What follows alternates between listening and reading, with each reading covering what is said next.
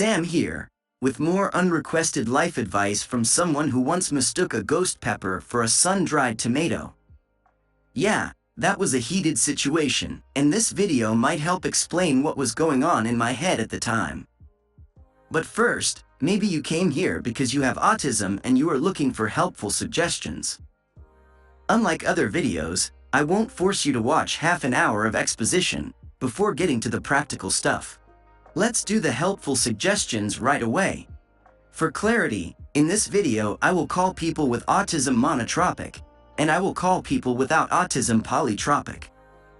Monotropism and polytropism are new paradigms for understanding autism that I think explain a lot of behaviors when different sorts of thinkers try to communicate with each other.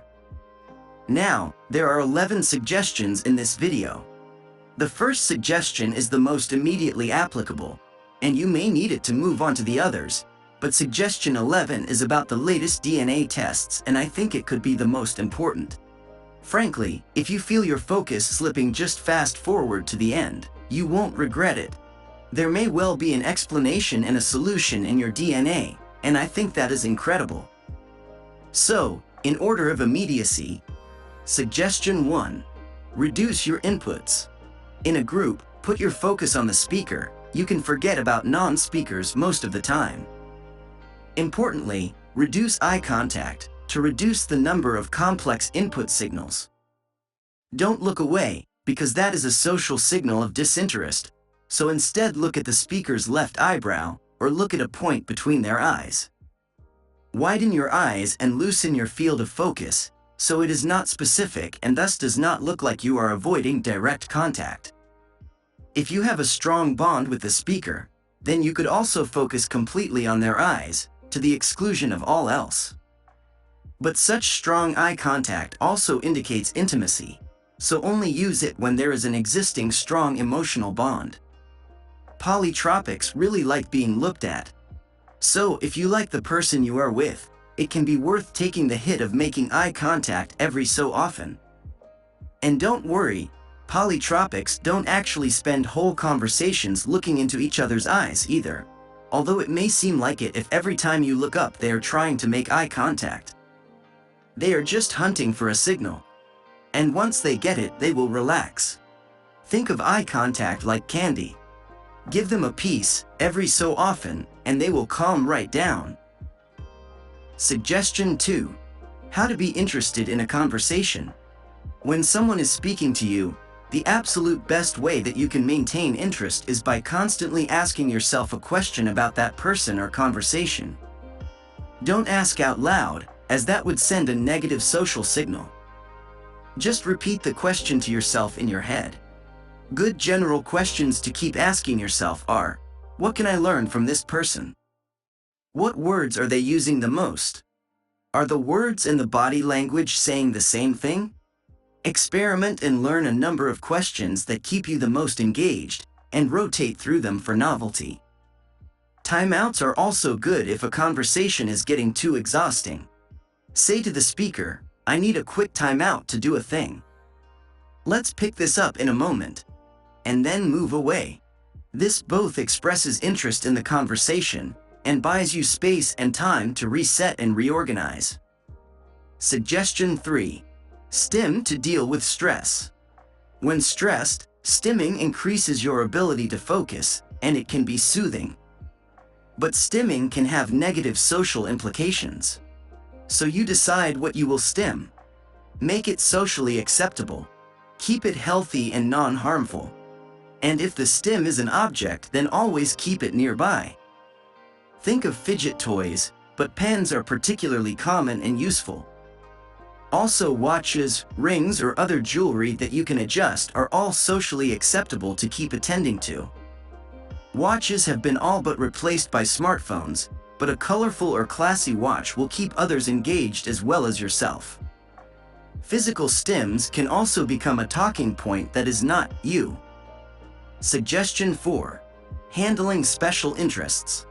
Not everyone who is monotropic has a special interest, but they can be painful to be distracted from, so we need to deal with them precisely. Understand if you get distressed when distracted from a special interest of yours.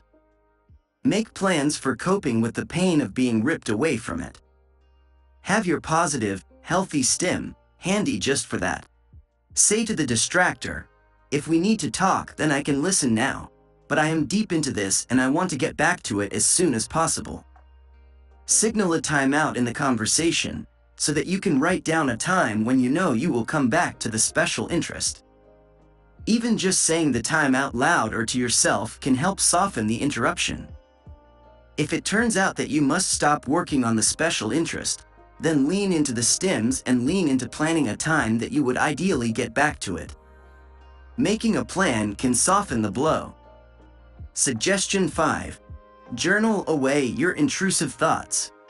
A good way to get control of intrusive thoughts is to write them down. Keep a journal and pen handy at all times. Keep it private. Avoid digital journals. The reason that physical diaries work is because the motor action of handwriting makes you align your thoughts. Your thoughts can't just spill out because you can't write a stream of consciousness, so your brain will organize them on the way out. Buy the best, highest quality pen that you can afford, so that you will love it and have positive associations. I like old-fashioned calligraphy ink pens with cartridges. The lines flow and shrink and expand as you press, so you are in control, and they look more beautiful than just scratchings with biros. Pens are also a great stim. I still remember the first time I saw a kid in class spinning a pen around his thumb and returning it to his grip. I was hooked, and it is totally socially acceptable and indeed quite clever to spin pens. Don't use the same journal for long, because although it is helpful to journal discomforts, it is unhelpful to keep seeing them as reminders. But also don't throw the journals away, because they can help you to understand yourself, but rotate them regularly, say weekly or even daily, whenever works for you. Suggestion 6. Dealing with idiots, I mean idioms. An idiom is a group of words that when used together have a meaning that is based in culture, not on the words themselves. For example, over the moon, see the light, head over heels. If you hear a phrase or expression and you don't understand it or it doesn't make sense, then it is probably an idiom. Focusing on the words will only make your confusion worse, because remember that the words do not hold the meaning. The meaning is a cultural idea. You can do a lot of things, from asking for a clarification to deflecting with humor. But my advice is just Google it. Or Siri it. Blame the crap school system for not teaching you about idioms and just move on. Also, prepare for idioms in advance by practicing the idioms you hear a lot, until they don't sound stupid to you anymore. And don't get angry because polytropics lack the same high levels of imagination that you have, and thus the words don't trigger unusual ideas for them. Remember, just like someone who is monotropic, they also did not get to decide how they were born. Suggestion 7. Handling demands. Demands are painful when they interrupt us, and it is common to think that they must be addressed. You cannot avoid demands. Every internet bill needs money to be paid. Every meal needs some kind of preparation. And emergencies just happen and must be attended to. If a job or person interrupts you, deal with the uncertainty first. Tell the job or the person, "This is interrupting what I am doing, and I can't guarantee that I'm going to stop until I understand how important this is."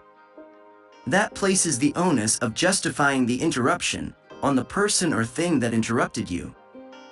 Interruptions are painful, but don't make the mistake of thinking that only monotropics suffer from them. Polytropics suffer from them too. Everyone does.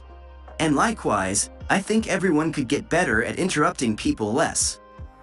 So you cannot control interruptions. Life makes demands on everyone. But with practice and visualization training, you can lessen or moderate your reactions. Suggestion 8. Learn forgiveness. Learn to forgive. The feelings of losing control may never be fully overcome, and they can really impact relationships. Learn to forgive others for interruptions and introducing uncontrolled changes. Maybe even ask for forgiveness if you think you have done or said something that polytropics consider insensitive.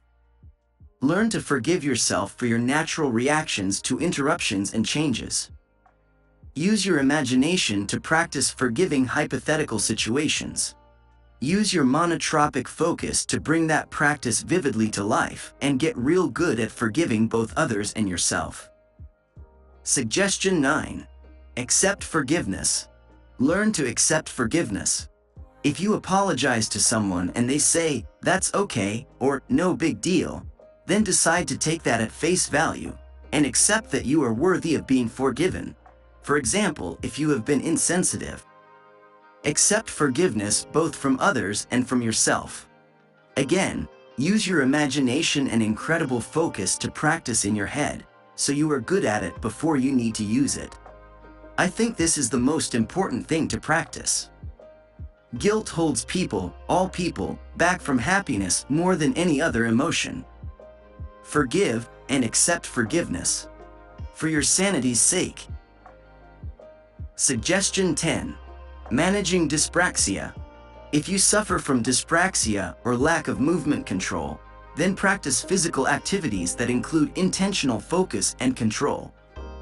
Pick solo activities, not team activities, like yoga, or dance, or climbing, or swimming, or bodybuilding, or weightlifting, or darts, or pool or snooker.